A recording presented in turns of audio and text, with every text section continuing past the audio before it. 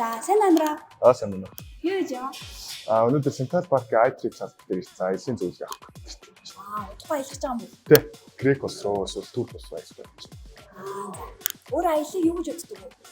За аяллыг нэлээг аялсан туршлагатай. Тэгээд аялыг юу нэмэх гэж байна. За тэгвэл туршлагатай юм чинь нэг аялын зөвлөгөө өгч төгөө.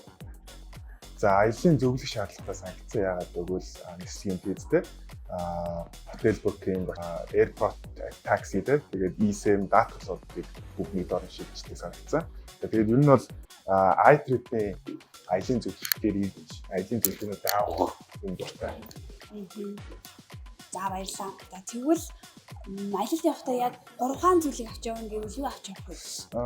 За нэгт пассворт, хоёр найз нэг авч явна. Тэгээд гуравт мөнгө. Энэ гурав байхад юм. За асуултанд хариулсан баярлалаа. За баярлалаа.